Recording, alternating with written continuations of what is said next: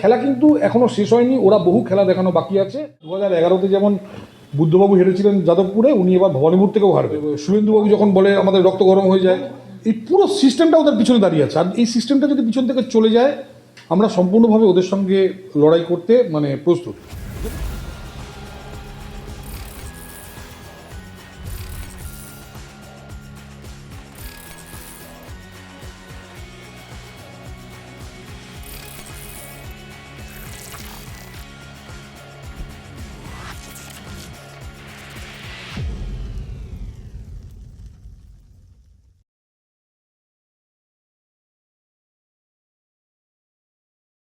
সুনীতদা, BL Santoshji একটা বড় বক্তব্য রেখেছেন। তিনি বলছেন যে বঙ্গাল আমাদের কাছে ক্ষমতার লড়াই নয়, বঙ্গাল আমাদের কাছে সভ্যতাকে রক্ষার লড়াই। ভারতকে বাঁচাতে হলে বাংলাকে বাঁচানো অত্যাবশ্যক। আপনাদের আশীর্বাদে যে কোনো মূল্যে আমরা বাংলায় সরকার গড়ব। বিজেপির কাছে কি বাংলা এখন তাহলে শেষ যুদ্ধক্ষেত্র বলে মনে করছেন? না, ব্যাপারটা ঠিক যুদ্ধক্ষেত্র না, এটা সাংস্কৃতিক লড়াই। আমি একটু বোঝাই। এই বেঙ্গলে কিন্তু প্রথম স্বাধীনতা সংগ্রাম শুরু হয় এবং সেটা শুরু করে অনুশীলন সমিতি, যুগান্তর এবং আরও কিছু অর্গানাইজেশন, যেটা নাকি আমাদের ইতিহাস মুছে দিয়ে ইতিহাস বলছে একমাত্র কংগ্রেসই এখানে লড়াই করেছে। কিন্তু এখানে যত আপনি বড় বিপ্লবী দেখছেন সবাই মোটামুটি অনুশীলন, যুগান্তর, বেঙ্গল ভলেন্টিয়ার্স, বিভিন্ন এই ধরনের যে দল আছে তাদের হয়ে লড়াই করেছেন। এবং এদের মধ্যে সবচেয়ে এগিয়ে ছিল অনুশীলন সমিতি। এই অনুশীলন সমিতির একজন মেম্বার ছিলেন আমাদের রাষ্ট্রীয় স্বয়ংসেবক সংঘের প্রতিষ্ঠাতা ডাক্তারজি। এবং ডাক্তারজি এই যে ইয়ের যে জাতীয়তাবাদ, ঋষি অরবিন্দর জাতীয়তাবাদ, যা নাকি বেসিক্যালি শ্রীরামকৃষ্ণ এবং স্বামীজির আদর্শ থেকে নেয়া, সেখান থেকে তৈরি হয়েছে এই পুরো সিস্টেমটা, সংঘের সিস্টেমটা। এবং তার একটা ছোট অংশ ভারতীয় জনতা পার্টি, সংঘ তো খুব বড় অর্গানাইজেশন, তার একটা ছোট অংশ ভারতীয় জনতা পার্টি। ফলে এখানে লড়াইটা একটা সাংস্কৃতিক লড়াই। এবং আমাদের এই সংস্কৃতিটাকে 1955 সালে যখন নাকি মারা গেল, স্ট্যালিন মারা গেল, তখন এই বিধান রায় এবং নেহেরু কলকাতাতে, দেখুন কতটা দুর্ভাগ্য আমাদের, কলকাতায় নিয়ে এলো কুশ্চেভ এবং বুলগানিনকে। এবং এসে এখানকার যে মিডিয়া, এখানকার এডুকেশন সিস্টেম, এখানকার যে কালচার, এই পুরো জায়গাটা এরা ক্যাপচার করে নেয়। এখানকার প্রশাসন, এখানকার জুডিশিয়ারি, এই পুরো জিনিসটা এই মার্কসিস্টরা ক্যাপচার করে নেয়। এবং আজকে এই বাংলার জন্য পুরো বাংলা নর্থ ইন্ডিয়া এবং নর্থ ইস্ট ইন্ডিয়াকে এগোতে দিচ্ছে না। আমরা এখানে একটা বন্দর তৈরি করতে পারছি না, যার ফলে ওদের ওখানে ইন্ডাস্ট্রি তৈরি হচ্ছে না। আমরা এখানে কোনো রেলপথ আশ্রয় দিচ্ছি না, আমরা জমি দিচ্ছি না একটা রেলপথ তৈরি হওয়ার জন্য। এখানে কোনো ট্রেডিং হাব তৈরি হচ্ছে না। তো ঘটনা হচ্ছে, এবং শুধু তাই না, এডুকেশন, সব বড় বড় রিসার্চ ইনস্টিটিউট বেঙ্গলে, এখানে সবচেয়ে বেশি 1203 থেকে 1837 পর্যন্ত শিক্ষার কেন্দ্র ছিল বাংলা, ব্যাংকিংয়ের কেন্দ্র ছিল বাংলা, বিমার কেন্দ্র ছিল বাংলা। সেই বাংলাকে বের করে আনতে হবে, এই কমিউনিস্টদের হাত থেকে বের করে আনতে হবে, এই জিহাদিদের হাত থেকে বের করে আনতে হবে। সেটাই উনি বলার চেষ্টা করেছেন, যে এই লড়াইটা সারা ভারতের লড়াই, শুধু বাংলার একার লড়াই নয়। বাংলা পথ দেখাবে আগামী দিনে। তৃণমূলের একটা ঘাঁটি যেখানে শক্ত হয়ে রয়েছে তাতে তো কোনো সন্দেহ নেই, কিন্তু সেটা ভাঙার জন্য কি কোনো নতুন সমীকরণ রয়েছে বিজেপির কাছে? এবং বিজেপির সংগঠন কি সত্যি তৃণমূলের সঙ্গে মাঠে নেমে সমানে সমানে টক্কর নেওয়ার জন্য তৈরি? দেখুন, যদি তৃণমূলের সংগঠন এবং আমাদের সংগঠন বলেন, আমরা তৈরি। কিন্তু তৃণমূলের পিছনে দাঁড়িয়ে আছে এখানকার বিডিওরা, এখানকার পুলিশের, এখানকার থানা, এখানকার পুলিশ, এখানকার প্রশাসন, এবং এই পুরো সিস্টেমটা ওদের পিছনে দাঁড়িয়ে আছে। আর এই সিস্টেমটা যদি পিছন থেকে চলে যায়, আমরা সম্পূর্ণভাবে ওদের সঙ্গে লড়াই করতে প্রস্তুত। যেমন ধরুন এই এসআইআরে সারা ভারতবর্ষে যা ট্রেন্ড, তাতে 22 বছরে 1,25,00,000 লোকের নাম প্রথম স্টেজে আমাদের বাদ দেওয়ার কথা ছিল। কিন্তু এদের বিডিওরা, এদের পুলিশ, এদের যে সিস্টেম, এদের সঙ্গে মিলে, এদের বিএলএরা মিলে এই জিনিসটাকে শেষ করে দিয়েছে, এবং মাত্র 58 লাখ লোকের নাম বাদ গেছে। এবার আমাদের তখন উপর থেকে 4,000 লোককে আনতে হচ্ছে, 4,000 লোককে এখানে বসাতে হচ্ছে, ইয়ের জন্য আর্টিফিশিয়াল ইন্টেলিজেন্স ইউজ করতে হচ্ছে। তো ঘটনা হচ্ছে যে ওরা যদি কিউ নিয়ে আসে, আমাদের ব্রহ্মাস্ত্র আছে, ছেড়ে দেওয়া হবে না। এটুকু বলছি যে ছেড়ে দেওয়া হবে না, এখনও অনেক কষ্ট দেখানো বাকি আছে। সময় হলে সেই অস্ত্রগুলো আসবে। কেউ ভেবেছিল 4,000 লোক আসবে? নো। ভোট কাউন্টিংও ওই 2021-এর মতো ভোট কাউন্টিং হবে না, 25-এর মতো ভোট কাউন্টিং হবে না। বুথে যদি কোনো লোক না বসে, আমি আবার বলছি, যদি বুথে এবার কোনো লোক আমরা না দিতে পারি, তারপর বুথে একটা ভোট আমরা এদিক ওদিক করতে দেবো না। I assure you. আপনাদের দল বারবার বলছে যে তৃণমূল নাকি দুর্নীতিগ্রস্ত, কিন্তু তারপরেও সাধারণ মানুষ কিন্তু বারবার তৃণমূলকেই ভোট দিচ্ছে। এখন তৃণমূলের দুর্নীতি ইস্যু কি মানুষের কাছে ক্লান্তিকর হয়ে যাচ্ছে না? দেখুন, তৃণমূলকে কেউ ভোট দেয়নি, তৃণমূল মানুষকে ভয় দেখিয়ে, দেখুন পুরসভা পঞ্চায়েত ভোট এখানে হয় না। লোকসভা ভোটের সময় যেটা হয়েছে বা বিধানসভা ভোটের সময় আপনারা জানেন যে 35% ভোট ওরা পাচ্ছে। সেই 35% লোক ওরা খুন করুক, চুরি করুক, যা করুক, সেখানে ওরা বাকটুইতে এতগুলো লোক মারা গেছে, তারপরে ওখানে পঞ্চায়েত ওরা জিতেছে। তারা যাই হোক না কেন সেই 35% ভোট ওরা পাবে। বাকি 65% মানুষকে আমরা কনসলিডেট করার চেষ্টা করছি। ভারতবর্ষে হিন্দু কনসলিডেশন আজ পর্যন্ত যদি সবচেয়ে বেশি কোনো রাজ্যে হয়ে থাকে সেটা পশ্চিমবঙ্গ। এবং আগামী দিনে এই কনসলিডেশন আরও বাড়বে। এবং একসময় যেমন হিন্দু ধর্মের উদ্ভব এই বাংলা থেকে হয়েছিল, এই স্বামীজির নেতৃত্বে, ঋষি অরবিন্দর নেতৃত্বে, ঠাকুর রামকৃষ্ণের নেতৃত্বে, এখান থেকে মানে ভারতবর্ষের মানে হিন্দু ধর্ম একটা নতুন অক্সিজেন পাবে। আমি আপনাকে দায়িত্ব নিয়ে বলছি, এবং সেটা পাবে আর 4 থেকে 5 মাসের মধ্যে। এই যে সুদীপ্তদা, আপনি বারবার একটা কথা বলছেন যে তৃণমূল এবারে যতই বিজেপি যদি কোনো পোলিং এজেন্ট নাও দিতে পারে, তারপরেও তৃণমূলের পক্ষে সম্ভব হবে না একটাও ভোট কাটা, এবং কেন সেটা আপনি এই মুহূর্তে ডিসক্লোজ করছেন না। কিন্তু এটুকু তো খুব শিওর যে আজকে যখন দেখছে তৃণমূল নিজের অবস্থা বেশ টালমাটাল, সেখানে দাঁড়িয়ে মমতা বন্দ্যোপাধ্যায়ের কাছে এই লড়াইকে জিতবার জন্য একাধিক স্ট্র্যাটেজি থাকবে, এবং তার কি কোনো আন্দাজ আপনাদের আছে যে কি ধরনের স্ট্র্যাটেজি নিয়ে এবার মমতা বন্দ্যোপাধ্যায় ভোটের ময়দানে নামতে চলেছেন? অ্যাবসলিউটলি, আমি আপনাকে 10টা স্টেপ বলি, 10 থেকে 11টা স্টেপ। নাম্বার 1, কিছু স্টেপ উনি অলরেডি নেওয়া শুরু করেছেন। যেমন নাম্বার 1 ধরুন হুমায়ুন কবির মমতা ব্যানার্জির লোক। দেখুন, হুমায়ুন কবির এখনও পর্যন্ত তৃণমূলের মেম্বারশিপ ছাড়েনি, তৃণমূল ওনাকে বহিষ্কার করেনি। হুমায়ুন কবিরকে ওখানে পাঠানো হয়েছে যাতে নাকি ওখানকার যে বিক্ষুব্ধ ভোট সেটা যাতে কংগ্রেস বা সিপিএম বা বিজেপিতে না চলে যেতে পারে, সেই ভোটটাকে এক জায়গায় করার জন্য হুমায়ুনকে পাঠানো হয়েছে। এটা আমি আগেও বলেছি, ভোটের পর হুমায়ুন তাদের দলে চলে আসবে। নইলে গতকাল হুমায়ুনের ছেলেকে ওরা অ্যারেস্ট করতো, ওরা হুমায়ুনের ছেলের নাম করেছিল, সন্ধ্যাবেলা হুমায়ুনের ছেলেকে ছেড়ে দিয়েছে। এই যদি বিজেপির কেউ থাকতো তাহলে দেখতেন যে তাকে 15 দিন আটকে রেখে দিত, এবং পুলিশ দিয়ে, প্রশাসন দিয়ে হুমায়ুনকে ওরা সাহায্য করছে। এটা হলো point number 1। Point number 2, Lagnajita Chatterjee না চক্রবর্তী, লগ্নাজিতা চক্রবর্তীর ইস্যুটা তোলা হয়েছে বাংলাদেশে যে একজন হিন্দু বিশু দাসকে পুড়িয়ে মারা হয়েছে আগুনে, ওই ইস্যুটাকে ঘুরিয়ে দেওয়ার জন্য, যাতে মিডিয়া ওই দিব্যু দাসের ব্যাপারটা না বলে, যাতে নাকি লগ্নাজিতা চক্রবর্তীর ব্যাপারে চেঁচামেচি করে। এই লগ্নাজিতা চক্রবর্তী হলো মমতা ব্যানার্জির এজেন্ট, এবং মমতা ব্যানার্জি তাকে নামিয়েছে এই ইস্যুটাকে ঘুরিয়ে দেওয়ার জন্য। এসআইআর, আমি একটু আগে আমায় বললাম, এসআইআরে কিন্তু আমরা অলরেডি হেরে আছি, যে জন্য 4000 অবজারভার নামাতে হচ্ছে। অন্য কোনো রাজ্যে নামাতে হয়নি, আমাদের রাজ্যে নামাতে হয়েছে। কারণ আমি বলছি, এটা ন্যাচারাল প্রসেসে 1,25,00,000 লোকের নাম বাদ যাওয়ার কথা, সেটা মাত্র 58 লাখ বাদ গেছে। ফলে এদের ভিডিওরা, এগুলো এক একটা স্ট্র্যাটেজি যেগুলো মমতা ব্যানার্জি ব্যবহার করছেন, এবং ওদের ভিডিও থেকে শুরু করে বিভিন্ন গভর্নমেন্ট অফিসার, স্কুল টিচার, তারা সব সাহায্য করছে এই ধরনের মানে অন্যায়কে।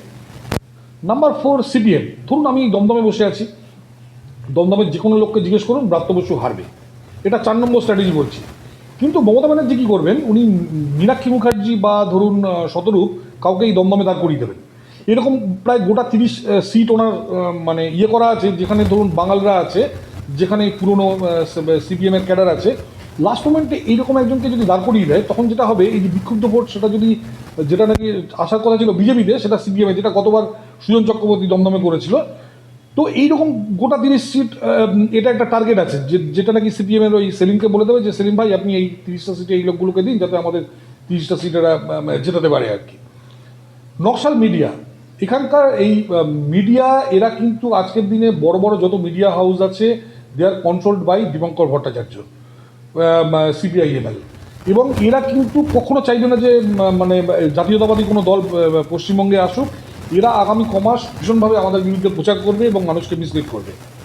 নাম্বার 6 হলো বিদেশি বুদ্ধিজীবী। ধরুন আপনি কয়েকদিনের মধ্যে দেখবেন বিভিন্ন নিউজ পেপারে এই মৈত্রী ঘটক, তারপর এই কী বলে জয়তী ঘোষ, কৌশিক বাসু, এরা বিভিন্নভাবে ঘুরিয়ে পেঁচিয়ে মানুষকে মিসলিড করার চেষ্টা করবে। বাংলাদেশিরা খুব ভালো, বাংলাদেশি মুসলিমরা খুব ভালো, হিন্দুরা খুব খারাপ, হিন্দুদের মেরুদণ্ড নেই, এইসব লেখা শুরু করবে আর কিছুদিনের মধ্যে। এবার 7 নম্বর হলো টালিগঞ্জের বুদ্ধিজীবীরা। আপনারা জানেন টালিগঞ্জে এই যে কয়েকদিন আগে পার্নো মিত্র যে জয়েন করলো বিজেপিতে, কেন? এদের কাজ বন্ধ করে দিচ্ছে। এদের শর্ত দেওয়া হবে যে আমরা যদি ক্ষমতায় আসি, তোমাদের কিন্তু কাজ দেবো না, তোমরা আমাদের হয়ে প্রচারে নামো। তো টালিগঞ্জের যে বাম বুদ্ধিজীবী তাদের এরা রাস্তায় নামাবে, এবং রাস্তায় নামিয়ে এটা যেটা করবে যাতে নাকি বামেদের ভোট যেটা আমাদের দিকে চলে আসতে পারতো বিক্ষোভে, সে তার কিছু ভোট যাতে ঘুরিয়ে বামেদের বা তৃণমূলের দিকে আনা যায়, সেই চেষ্টা তৃণমূল করবে। তৃণমূল হিন্দু কার্ড খেলবে। আমি আপনাকে বলছি, কিছুদিনের মধ্যে তৃণমূল অলরেডি সৌগত রায় খেলা শুরু করেছে।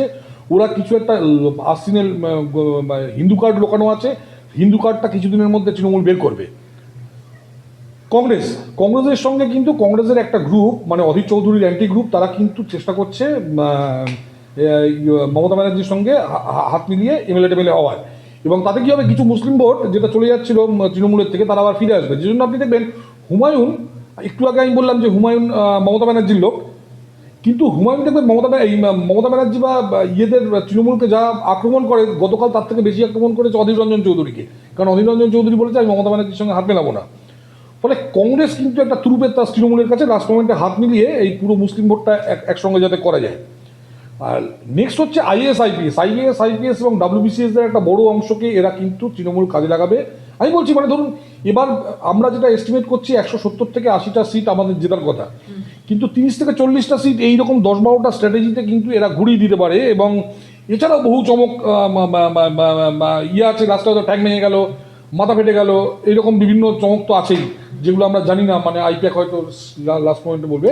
ফলে খেলা কিন্তু এখনো শেষ হয়নি, ওরা বহু খেলা দেখানো বাকি আছে। অলরেডি হুমায়ুন, লগ্নাজিতা, সিপিএম কতগুলো খেলা তো আপনারা দেখিয়েছেন। যে খেলা এখনো অনেক বাকি রয়েছে, এবং সেখানে দাঁড়িয়ে আর একটা প্রশ্ন কিন্তু স্বাভাবিকভাবেই উঠে আসে যে মমতা বন্দ্যোপাধ্যায়ের জনপ্রিয়তা ভাঙার জন্য কোনো ট্রাম্প কার্ড বিজেপির কাছে রয়েছে কিনা। কারণ গতবার আমরা দেখেছিলাম যে কাউন্টিং এর সময় কিন্তু খেলা ঘুরিয়ে দিয়েছিল তৃণমূল। এবারে কি বিজেপি সেটাকে মোকাবিলা করবার জন্য কোনো স্ট্র্যাটেজি নিতে পেরেছে? এবং একই সঙ্গে একটা এমন ট্রাম্প কার্ড দুরূপের তাস হিসাবে যদি বিজেপি খেলে, যা মমতা বন্দ্যোপাধ্যায়ের যে যে মমতা বন্দ্যোপাধ্যায়ের যে জনপ্রিয়তা, সেই জিনিসটাকে অনেকাংশে কম করিয়ে দিয়ে সেই আলোটা ঘুরিয়ে দেবে বিজেপির দিকে, সেরকম কি কোনো প্ল্যানিং আপনাদের রয়েছে? মমতা ব্যানার্জির কোনো জনপ্রিয়তা নেই। জনপ্রিয়তা থাকলে ওনারা এই এসআইআর নিয়ে এত ঝামেলা করতেন না। আপনি কোনো রাজ্যে কোনো মুখ্যমন্ত্রীকে দেখেছেন এসআইআর নিয়ে ঝামেলা করতে? উনি এখানে অন্যায়ভাবে ভোটে জিততে চান, যেভাবে উনি পঞ্চায়েত ভোট জিতেছেন এই করেছেন, এবং আগামী দিনে লোকজনকে অ্যারেস্ট করা শুরু হবে, মিথ্যে কেস দেওয়া শুরু হবে, মানুষের উপর অত্যাচার বাড়বে, ঠিক আছে। এবং আমি বলছি ওনার জনপ্রিয়তা মানে একদম শূন্য আজকের দিনে। আমি বলছি উনি যদি ভবানীপুরে জিততে পারেন সেটা অনেক মানে বড় ব্যাপার হবে। সম্ভবত উনি ভবানীপুরেও জিততে পারবেন না। 2011-তে যেমন বুদ্ধবাবু হেরেছিলেন যাদবপুরে, উনি এবার ভবানীপুর থেকেও হারবেন। এবং আমি আপনাকে বলছি যে মানে ভাঙার কোনো দরকার নেই। অলরেডি ওনার জনপ্রিয়তা, এত দুর্নীতি, এত অন্যায়, এত এই আরজি করের ঘটনা থেকে শুরু করে বিভিন্ন কেস, তারপর যারা ধর্ষীরা হচ্ছে তাদের সম্বন্ধে উনি বলছেন দুশ্চরিত্রা। ফলে ওনার একটু অবশিষ্ট নেই, আমাদের কিছু করতে হবে না, এটা অলরেডি ভেঙে গেছে। আমি যে 12টা পয়েন্ট বললাম আপনাকে, ওই 12টা পয়েন্ট দিয়ে উনি চেষ্টা করবেন ওই বিরোধী ভোট ভেঙে বা অ্যাডমিনিস্ট্রেশন বা মিডিয়াকে দিয়ে পুরো ব্যাপারটাকে ম্যানেজ করায়। ওনার কিচ্ছু অবশিষ্ট নেই, আমি আপনাকে দায়িত্ব নিয়ে বলছি। না, কিন্তু বিজেপির পক্ষ থেকে মমতা বন্দ্যোপাধ্যায় যেমন কথায় কথায় বলে থাকেন যে আমি একটাই পোস্ট, বাকি সব ল্যাম্প পোস্ট, তাহলে সেক্ষেত্রে সেই মানে একটাই পোস্টকে চ্যালেঞ্জ করার মতো কি কোনো মুখ বিজেপিতে রয়েছে? যদি থাকে তাহলে সে কবে আসতে চলেছে জনসংখ্যা? প্রথমত হলো পোস্ট ভেঙে গুঁড়ো হয়ে গেছে। পোস্ট অলরেডি ভেঙে গুঁড়ো হয়ে গেছে, ল্যাম্প পোস্ট তো আপনি ছেড়েই দিন আর কি, ঠিক আছে। পোস্ট অলরেডি ভেঙে গেছে। এখানে যেটা করতে হবে, এখানে এই আগামী দিনে এসআইআর প্রসেস বা ইলেকশন প্রসেসটাকে প্রপারলি মানে ঠিকঠাক যাতে মানুষ এসে বাড়ি থেকে বেরিয়ে এসে যাতে ভোট দিতে পারে সেই ব্যাপারটা দেখতে হবে। আমি আবার বলছি, যারা এই আনন্দে আছেন যে মুসলিম ভোট ভাগ হবে ইত্যাদি, ভুলে যান। বাঙালি মুসলিম ভোট জীবনে কোনোদিন ভাগ হবে না, কোনো দিন বাঙালি মুসলিম ভোট ভাগ হবে না। আমি আপনাদের বলছি, হিন্দুদের এক হতে হবে, মানুষকে এক হতে হবে। যদি আমরা বাঁচতে চাই আমাদের সবাইকে এক হতে হবে। আর আপনি যদি বলেন যে আপনাদের নেতৃস্থানীয় কে আছে, anyone is better than Mamata Banerjee. Mamata ব্যানার্জির থেকে খারাপ প্রশাসক কেউ হতেই পারে না। শুভেন্দু অধিকারী আছেন, শ্রমিক ভট্টাচার্য আছেন, দিলীপ ঘোষ আছেন, আমাদের সুকান্ত মজুমদার আছেন, বহু লিডার আমাদের আছেন যারা নাকি মানে much more capable than Mamata Banerjee. মানে মমতা ব্যানার্জি, আপনি এখন যদি বলেন যে মমতা ব্যানার্জির থেকে বেশি ফেল কে করেছে, আমাদের মধ্যে কেউ মমতা ব্যানার্জির থেকে বেশি ফেলিওর হয়নি। মমতা ব্যানার্জি যেরকম এডুকেশনে ফেলিওর, হেলথে ফেলিওর, ইন্ডাস্ট্রিতে ফেলিওর, ইনফ্রাস্ট্রাকচারে ফেলিওর, এত ফেল আমাদের কেউ করতে পারবে না। ফলে এই একটা জায়গায় মমতা ব্যানার্জি ফেলিওরে মমতা ব্যানার্জি এগিয়ে আমাদের থেকে, এটা আপনি বলতে পারেন। না মানে মমতা বন্দ্যোপাধ্যায় কিন্তু একটা বিষয় আপনাদের সকলের থেকেই বেশি শক্তিশালী, সেটা হচ্ছে মমতা বন্দ্যোপাধ্যায়ের হাতে রয়েছে সরকার এবং একই সঙ্গে টাকা। সেখানে দাঁড়িয়ে তৃণমূল সরকার যদি এবারে মানে মমতা বন্দ্যোপাধ্যায়কে আমরা বারবারই দেখেছি ভোটের আগে ভোটটাকে নিজের পক্ষে আনার জন্য দেখা গেছে ভাতা বাড়িয়ে দিচ্ছেন, দেখা গেছে লক্ষ্মীর ভাণ্ডারের টাকা বাড়িয়ে দিচ্ছেন। তো সেইভাবেই তৃণমূল সরকার যদি মানে বিহারের ভোট মানে মতো কিছু চমক দেয় যে 10,000 টাকা বিহারে দেওয়া হয়েছিল ভোটের আগে, সেরকম যদি কোনো চমক দেয় তাহলে সেটাকে কাউন্টার করবে কি করে বিজেপি? দেখুন, মমতা ব্যানার্জি যদি এবার লক্ষ্মী ভাণ্ডার 1,000 থেকে বাড়িয়ে 1,00,000ও করে দেন, তবু মমতা ব্যানার্জি জিততে পারবেন না, আমি আপনার গ্যারান্টি দিয়ে বলছি। আজকে আমি তো একটু আগে নিজেই বললাম যে পুরো অ্যাডমিনিস্ট্রেশন ওনার সঙ্গে আছে এবং অ্যাডমিনিস্ট্রেশনকে কাজে লাগাচ্ছেন। অলরেডি কাজে লাগিয়ে এসআইআর প্রসেসটা ভেস্তে দেওয়াতে ওনারা অনেকটা সাকসেসফুল হয়েছেন, সেটাও আমি একটু আগেই বললাম।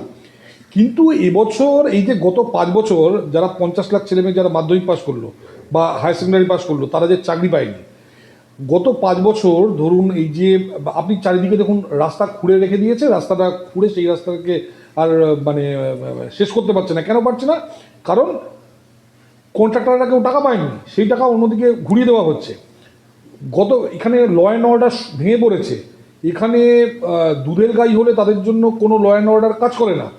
ফলে আমি আপনাকে বলছি, একটা চূড়ান্ত ফেলিওরের পর যদি মমতা ব্যানার্জি 1,000 টাকা থেকে, আমি আবার বলছি, যদি লক্ষ্মী ভাণ্ডার 1,00,000 টাকাও করে দেন, আমাদের মা বোনেরা কিন্তু মমতা ব্যানার্জিকে ভোট দেবে না। আর আরেকটা কথা বলি, আমি গত 3বার আমরা 40% ভোট পেয়েছি। যদি লক্ষ্মী ভাণ্ডারের জন্য ব্যবস্থা হতো, যদি লক্ষ্মী ভাণ্ডার কোনো ফ্যাক্টর হতো, দেখুন আমাদের ভোটের তো 65% হিন্দু ভোট, তাহলে 65% ভোটের 50% হলো আপনার ভোট, কি বলে, মহিলাদের ভোট। তাহলে তো আমাদের 32%-এর কম ভোট পাওয়ার কথা ছিল, কিন্তু আমরা 40% ভোট পেয়েছি। তার মানে কি, এই লক্ষ্মী ভাণ্ডার কোনো কাজই করেনি। যে বাড়ি থেকে পুরুষরা আমাদের ভোট দেয়, সেই বাড়ির মহিলারাও আমাদের ভোট দেয়। এটা নিয়ে কোনো চিন্তা আমাদের নেই। একটু অন্য প্রসঙ্গে আসি, সেটা হচ্ছে যে ব্রিগেডে গীতাপাঠের যে চত্বরে সেখানে চিকেন প্যাটিসের বিক্রেতাকে মারধর করার প্রসঙ্গে ইতিমধ্যেই কিন্তু শুভেন্দু অধিকারীকে দেখা গেছে যে তিনি যে ছেলেটি এই ব্যাপারটার প্রতিবাদ করেছিল শ্রমিক গোলদার, তাকে কিন্তু মালা পরিয়েছেন, তাকে মর্যাদা দিয়েছেন, সম্মান জানিয়েছেন। কিন্তু সেখানে দাঁড়িয়ে আপনাদেরই দলের একজন প্রবীণ সাংসদ তিনি বলছেন যে খুব খারাপ কাজ হয়েছে, খেটে খাওয়া মানুষকে মারতে হবে, খেটে খাওয়া মানুষকে মেরে ধরে চলে যেতে বলতে হবে, অন্যভাবেও তো বলা যেতে পারতো। কাউকে মারা হচ্ছে, তার পুঁজি নষ্ট করা হচ্ছে, এটা ঠিক নয়। দেশে অনেক ব্যবসায়ী শোষণ করছে, পারলে তাদেরকে মারুন। যে বিক্রি করছে সে হিন্দু না মুসলিম এই পরিচয়ের চেয়েও বড় কথা সে দরিদ্র না শিল্পপতি। এবং একই সঙ্গে তিনি আরো একটি বিষয় বলেছিলেন, ক্লাস 4 পাস কুলাঙ্গার ইত্যাদি কয়েকটি শব্দবন্ধ ব্যবহার করেছিলেন। এই মন্তব্যকে আপনি সমর্থন করেন? দেখুন, ধরুন এখানে আমি 6 লিখলাম, আমি এখান থেকে 6 দেখছি, আপনি ওখান থেকে 9 দেখছেন। ব্যাপারটা হচ্ছে যে দেখুন, যারা ওখানে ওই মোমেন্টে যারা পূজা পাঠ করতে গেছে, তাদের যখন এই জিনিসটাকে মানে নষ্ট করে দিয়েছে, তখন তারা হিট অফ দি মোমেন্টে তারা এই কাজটা করেছে। উনি একজন লয়ার, উনি আইনের রক্ষক, এতদিন হিসাবে উনি জাজ হিসাবে কাজ করেছেন। তাহলে আপনি ওনাকে যদি জিজ্ঞেস করেন একটা প্রশ্ন যে ওকে মারাটা ঠিক হয়েছে, ওনার পক্ষে তো বলা সম্ভব না যে ওকে পেটানো উচিত। তো উনি দেখুন, সারা জীবন উনি আইনের একজন ছাত্র, আইনের একজন বিচারক উনি। তো সেই হিসাবে উনি বলেছেন যে কারো নিজের হাতে আইন নেওয়া উচিত না। সেক্ষেত্রে উনিও ঠিক। আমি বলছি ওই 9 আর 6, ধরুন 6 লিখলাম, আমার দিক থেকে 6 দেখছি, আপনি আপনার দিক থেকে 9 দেখছেন। ব্যাপারটা অনেকটা সেরকম আর কি। উনি ওনার দৃষ্টিভঙ্গিতে বলেছেন, যারা ওই দিন পাঠ করতে গেছিলো তারা তাদের দৃষ্টিভঙ্গিতে তারা মারধর দিয়ে দিয়েছে। তো যারা মারধর দিয়েছে তাদের এগেনস্টে দেখুন পুলিশ কেস দিয়েছে, অথচ দেখুন এখানে এত বড় খুন হয়ে গেল এই হরগোবিন্দ দাস, চন্দন দাস, সেখানে দেখা যাচ্ছে যে মানে এদের যাবজ্জীবন হলো, রাজ্য সরকার তাদের সমর্থন করায়। এটা আমাদের মানুষকে গিয়ে বোঝাতে হবে যে হিন্দু হলে একরকম ট্রিটমেন্ট, মুসলিম হলে আরেক রকম ট্রিটমেন্ট কী করে হয়। এখনও পর্যন্ত মুখ্যমন্ত্রী মমতা ব্যানার্জি বিপু দাসের ব্যাপারে কোনো স্টেটমেন্ট দেননি। তো এগুলো আমাদের মানুষকে গিয়ে বোঝাতে হবে। এটা উনিও বোঝেন, উনিও সেই ব্যাপারে বলেছেন। আর দেখুন, একজন বিচারের মানুষ, একজন লয়ের মানুষ, সেই হিসাবে উনি হয়তো বলেছেন যে কারো নিজের হাতে এটা থাকা উচিত না আর কি। কিন্তু আরেকটা বিষয় যে এই বিষয়টি কিন্তু এই বিষয়টা নিয়ে যখন আমরা প্রশ্ন করেছিলাম রুদ্রনীল ঘোষের কাছে, তিনিও বিজেপিরই একজন মুখপাত্র, তার কাছে যখন প্রশ্ন করেছিলাম তিনি কিন্তু একটা প্রশ্ন তুলেছেন, অত্যন্ত ভ্যালিড প্রশ্ন, সেটা হচ্ছে যে আমরা সাধারণতই যেহেতু একসঙ্গে হিন্দু মুসলমান একসঙ্গে বাস করে অভ্যস্ত, তার জন্য কার কিসের সমস্যা সেটা আমরা সকলেই জানি। ঠিক সেইভাবেই একটা যে কোনো হিন্দু পূজার্চনার স্থলে সেখানে কিন্তু সাধারণত মাছ মাংস রান্না হয় না, সেখানে সাধারণত নিরামিষ খাওয়াটাই দস্তুর। ঠিক যেমনভাবে একটা কোরআন পাঠ যেখানে হয় বা মসজিদের কাছে সেসব জায়গায় কিন্তু পর্ক খাওয়াটা একেবারেই উচিত নয়, সেটাই দস্তুর, সেটা আমরা জানি। সেখানে দাঁড়িয়ে তিনি একটা অত্যন্ত ভ্যালিড প্রশ্ন তুলেছেন যে যেহেতু আমরা ছোট থেকেই এই বিষয়টা জেনেই বড় হয়েছি, সেখানে দাঁড়িয়ে আমরা কি কেউ কোনোদিন যদি একজন মানুষ একটা পর্কের আইটেম নিয়ে রেড রোডের নামাজের জায়গায় গিয়ে বিক্রি করতে চাইতেন, তিনি কি এক পিসে ফিরে আসতেন নাকি কিমা হয়ে ফিরে আসতেন? সেখানে দাঁড়িয়ে এই যে লোকটিকে মারধর করা হয়েছে, তার জিনিসপত্রগুলো ফেলে দেওয়া হয়েছে, তাকে মারধর করা হয়েছে, তার ফলে তাকে পুলিশ অ্যারেস্ট করেছে। কিন্তু এই বিষয়টা যদি উল্টো হতো, যদি পর্ক নিয়ে কেউ যেত এই নামাজ পাঠের জায়গায়, সেক্ষেত্রে তার কি পরিস্থিতি হতো সেই বিষয়টাও মাথায় রাখা উচিত। আপনি এই বিষয় নিয়ে কি বলবেন? একদম ঠিক বলেছ। আমরা সভ্যজাত ভদ্রজাত, সেই জন্য ওই লোকটিকে কয়েকটি চর চাপাটি মেরে ওকে ওখান থেকে সরিয়ে দেওয়া হয়েছে। এসছে, আমি আবার বলছি, চিকেন বিক্রি করতে এসছে একেবারে বদমাইশি করে। এর মধ্যে কোনো, ও জানে ভালো করে যে এখানে গীতাপাঠ হচ্ছে, তবুও ওখানে চিকেন নিয়ে, তুই তোর রোববার যদি গীতাপাঠ না হতো, তুই রোববার বাড়িতে বসে থাকতি, তোকে ওই চিকেন প্যাটিস নিয়ে ওখানে যেতে কে বলেছে? ও তো বদমাইশি করতে গেছে একদম একদম 100%, এর মধ্যে কোনো ঠিক নেই। বিচারক বন্দ্যোপাধ্যায় যেটা বলেছেন, উনি যেহেতু বিচারের মানুষ, আইনের মানুষ, ওনারটাও আমি বলছি যে উনি বলেছেন আইন নিজের হাতে নিও না, so that is also valid point. আর রুদ্রবাবু যেটা বলছেন সেটাও ভ্যালিড। যদি ওখানে কেউ পর্ক বিক্রি করতে যেত বা ধরুন মদ বিক্রি করতে যেত, আমি আপনাকে বলছি পিটিয়ে মেরে ফেলে দিত এবং কোনো কেসও হতো না। শুধু পিটিয়ে মেরে দিত না সে ব্যাপারটা না, পিটিয়ে মারার পর ওটা নিয়ে কোনো কেস হতো না। পশ্চিমবঙ্গ আজকে যেদিকে যাচ্ছে, এটা মানুষকে বুঝতে হবে, এটা মানুষকে বুঝতে হবে। আগামী দিনে পশ্চিমবঙ্গে গান বন্ধ হয়ে যাবে, আগামী দিনে কিন্তু পশ্চিমবঙ্গে মানে অন্যান্য বহু জিনিস বন্ধ হয়ে যাবে, এটা কিন্তু ভাবতে হবে। আর মাত্র 4 মাস হিন্দু বাঙালিদের কাছে সময় আছে, তাদের ডিসিশন নিতে হবে তারা পশ্চিমবঙ্গে থাকবে কি থাকবে না। বিজেপির প্রচারে নেতৃত্ব দিচ্ছেন শুভেন্দু অধিকারী এবং ভালো কাজ করছেন। দিলীপ ঘোষকে আমার ব্যক্তিগতভাবে ভালো লাগে, ভালো মানুষ। দিলীপ ঘোষের সময় 18 জন সাংসদ পেয়েছিলাম আমরা, এখন পিছিয়ে গিয়েছি। দিলীপ ঘোষকে কৃতিত্ব দিতেই হবে, তার মধ্যে এখনো আগুন আছে। বিয়ে করাটা কোনো অপরাধ নয়, এমন কথা বলছেন অভিজিৎ গঙ্গোপাধ্যায়। কিছু বলবেন এই বিষয়ে? ঠিক বলেছেন, ঠিক বলেছেন। এবং অজিতবাবু একজন মানে সম্মানীয় মানুষ। উনি যদি দেখুন, আমাদের আজকের দিনে আমি আপনাকে খুব মানে দায়িত্ব নিয়ে বলছি, মাঝে আমাদের মধ্যে একটা মনোমালিন্য ছিল। যা হয়, একটা দল যখন হেরে যায় তখন নিজেদের মধ্যে দোষারোপ চলে, এই চলে। আমাদের মধ্যে একটা মনোমালিন্য ছিল, এই ওকে দোষারোপ করছে, ওকে দোষারোপ করছে, একটা জিনিস চলছিল আমাদের। কিন্তু গত কয়েক মাস আমি বলছি, বিশেষ করে শ্রমিকবাবু আসার পর, যেহেতু শ্রমিকবাবু সবার সঙ্গে মানে সমান মানে বন্ধুত্ব নিয়ে মিশতে পারেন, আজকে কিন্তু কোনো গ্রুপিং নেই আমাদের দলে, প্রায় কোনো গ্রুপিং নেই। আমি বলছি হয়তো বিচারক গঙ্গোপাধ্যায়ের কাছে খবর নেই, কিন্তু স্টিল অ্যাক্টিভ আপনার দিলীপবাবু এই সেদিন আমি গেছিলাম মেদিনীপুরে, এই 26 তারিখে মেদিনীপুরে বেশ কয়েকটা প্রোগ্রাম করেছেন দিলীপবাবু, ঠিক আছে? তো দিলীপবাবু কিন্তু ভীষণ রকম অ্যাক্টিভ, এটা হয়তো ওনার কাছে কি নেই, কিন্তু উনি যে কথাটা বলেছেন এটাও খুব দরকার। এটাও দিলীপবাবুর মানে দিলীপবাবুকে আমরা সবাই চাই যে দিলীপবাবু, শুভেন্দুবাবু এরা একসঙ্গে সবাই নামুক এবং নেমে আমাদের নেতৃত্ব দিক। দেখুন, আমাদের তো একজনের পার্টি না, আমাদের ওই মমতা ব্যানার্জি, তার ভাইপো, ভাগ্নে, এখানে আমাদের ওই রকম এই না যে দিলীপবাবুর ভাগ্নে, শুভেন্দুবাবুর ভাগ্নে, সুকান্তবাবুর ভাগ্নে বা শ্রমিকবাবুর ভাগ্নে, এইসব ভাগ্নে টাগ্নে দিয়ে চলে না। আমাদের প্রত্যেককে নিজের দমে, সেটাই উনি বলেছেন যে প্রত্যেকের নিজস্ব আলাদা আলাদা ক্যালিবার আছে। শুভেন্দুবাবু যখন বলে আমাদের রক্ত গরম হয়ে যায়, দিলীপবাবু যখন বলেন তখন, কিন্তু দুজনের আলাদা কবিতা, আলাদা গদ্য, আলাদা নাটক, আলাদা সংলাপ, ঠিক আছে, আলাদা চিত্র। এবার সেই জন্য সবাইকেই দরকার। অভিজিৎ গঙ্গোপাধ্যায় তিনি আরেকটাও বিষয় নিয়ে বলেছেন যে সংকট ঝেড়ে ফেলে দিলীপ ঘোষের মতো বড় নেতার মাঠে নামা উচিত। দিলীপ ঘোষের নির্দিষ্ট একটা স্টাইল আছে, এটা বহু মানুষ পছন্দ করে। একটু আগে আপনিও সেটা বললেন যে দিলীপ বাবু নাকি ইতিমধ্যেই কাজের মধ্যেই রয়েছে, তাহলে সেক্ষেত্রে দাঁড়িয়ে অভিজিৎ বাবুর এই বক্তব্য তো একেবারেই সঠিক। না না, ওনার তো আমি বলছি দিলীপবাবুর একটা নিজস্ব স্টাইল আছে। দিলীপবাবু রাজনীতিতে আসার আগে আমি কতগুলো জিনিস আপনাদের বলি। দিলীপবাবু রাজনীতিতে আসার আগে পশ্চিমবঙ্গের মিডিয়া হিন্দু মুসলমান লিখতে দিত না, বা টেলিভিশনে গিয়ে হিন্দু উচ্চারণ করবেন না, মুসলিম উচ্চারণ করবেন না, দাঙ্গা কথাটা বলবেন না, ন্যাকামো করতো সবাই। দিলীপবাবু এসে কিন্তু বলেছে না, হ্যাঁকে হ্যাঁ, না কে না বলতে হবে, সাদাকে সাদা, কালোকে কালো বলতে হবে। বহু লোক বলছে, নিজে অ্যাটাক করলেন, এক ভদ্রমহিলা দিলীপবাবুকে অ্যাটাক করেছেন, তো দিলীপবাবু যখন অ্যাটাক করেছেন বলছে আপনি মহিলার সঙ্গে এরকম কথা বলছেন, আরে আপনি এক মহিলা হয়ে গেলেন, এতক্ষণ আপনি অ্যাটাক করলেন ওনাকে, উনি পাল্টা বললে আপনি মহিলা হয়ে গেলেন। এই যে এই হিপোক্রেসিগুলো, এই হিপোক্রেসি থেকে কিন্তু বাঙালিকে দিলীপবাবু বের করে এনেছেন। আমি বলি, আমার এক বন্ধু গভর্নমেন্টে চাকরি করে, সে এক সময় হায়ার সেকেন্ডারিতে স্ট্যান্ড করা ছেলে, সে দিলীপবাবুর ওটা থেকে বলেছে আরে বস এই কথাটা মানে মানে অসাধারণ বলেছে, বলে এই ভদ্রলোক মানুষের সঙ্গে না মিশতে পারলে, বলে আমি বলতে পারতাম না এই কথা, জানিস আমার মাথা থেকে আসতো না। দিলীপবাবু এই কথাটা বলেছে যে এই যে আপনারা শিবিরের পিছনে দাঁড়ান, কেউ মুসলিম হয়ে যান, কেউ সংখ্যালঘু হয়ে যান, কেউ মহিলা হয়ে যান, বলে আপনি যখন সামনাসামনি আসছেন সমানে সমানে আপনি খেলবেন, আপনি কেন সংরক্ষণ রাখছেন? তো দিলীপবাবুর একটা স্টাইল আছে, উনি হ্যাঁকে হ্যাঁ নাকে না বলতে পারেন। পশ্চিমবঙ্গের রাজনীতিতে একটা বড় চেঞ্জ এনেছেন দিলীপবাবু।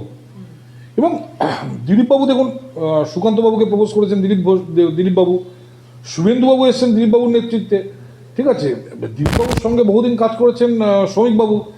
এবার একজন চলে যান আরেকজন আসেন, কিন্তু আমাদের পুরনো মানুষদেরও দরকার হয়, যে জন্য পুরনো সবাইকে আমরা ডাকলাম, এই রাজুদা, সায়ন্তন দা বা ধরুন এই রিতেশ, আমার ছোট ভাইয়ের মতো, মানে কি দুর্দান্ত সেদিন এসে ফাটিয়ে দিয়ে চলে গেল। সবাই নামবে, আমি বলছি বাংলার এমন অবস্থা, বাংলার কিন্তু প্রত্যেকটা মানুষ নামবে, ভারতীয় জনতা পার্টির প্রত্যেক নেতা কর্মী সবাই কিন্তু নামবে। সুন্দর, তাহলে একটা আমি শেষ প্রশ্ন করব যে আজকে যেভাবে দিলীপ বাবুকে মানে নিয়ে আসার কথা বারবার করে হচ্ছে, বা যেভাবে শ্রমিক বাবু বারবার বলছেন দিলীপ বাবুকেও আসার কথা, এবং একই সঙ্গে শুভেন্দু বাবুর তো নেতৃত্ব রয়েইছে, সেখানে দাঁড়িয়ে আপনারা বারবার বলছেন যে এই 2026-এর বিধানসভা ভোট হচ্ছে হিন্দু বাঙালির জন্য শেষ বাঁচার লড়াই। সেখানে দাঁড়িয়ে যদি বাঁচতে হয়, যদি হিন্দুত্ব জয়ধ্বজা ওড়াতে হয়, তাহলে সেক্ষেত্রে তো মানে যেটা স্ট্র্যাটেজি বলে আমার মনে হচ্ছে যে আপনাদের সকলকে পুরনো নতুন ইত্যাদি নির্বিশেষে একমাত্র একটাই দল বিজেপি, এবং তার ঊর্ধ্বে কিছু নয়, এই মনোভাব নিয়েই সকলকে নামতে হবে। নেমে গেছে, পুরনো নতুন সবাই এক হয়ে অলরেডি নেমে গেছে, পুরনো নতুন সবাই এক হয়ে নেমে গেছে। আমি একটাই কথা বলছি, আমাদের সঙ্গে তৃণমূলের আজকের পার্থক্য হলো তৃণমূলের পিছনে পুলিশ দাঁড়িয়ে আছে, তৃণমূলের পিছনে তাদের বিডিওরা দাঁড়িয়ে আছে, অসৎ গভর্নমেন্ট অফিসাররা দাঁড়িয়ে আছে, তাদের শিক্ষকদের তারা নামিয়েছে, সেই সব আমাদের পিছনে নেই। কিন্তু একটা কথা বলছি, কুরুক্ষেত্র পাণ্ডব এবং কৌরব, পাণ্ডবদের কিন্তু 7:11 ছিল, পাণ্ডবদের 7 এবং কৌরবদের 11, কিন্তু পাণ্ডবদের কাছে কিন্তু অস্ত্র বেটার ছিল, সেই জন্য তারা যুদ্ধের স্টাইল বেটার জানতো। আমরা এখনই আমাদের সব অস্ত্র দেখাবো না, সব অস্ত্র দেখালে হবে না। আমি যেমন বললাম 11টা অস্ত্র ওদের, সেরকম 7টা অস্ত্র আমাদের কাছে আছে। আমি তো 11টা অস্ত্র বললাম, যেটা মমতা ব্যানার্জি এর আগে আমি বললাম যে 11টা অস্ত্র নিয়ে মমতা ব্যানার্জি নামবেন আগামী দিনে। কৌরবরা যদি 11টা অস্ত্র নিয়ে আসে, পাণ্ডবদের কাছে 7টি অস্ত্র আছে। আপনি শুধু সময়ের জন্য এবার কিন্তু 2021 বা 24-এর মধ্যে হবে না।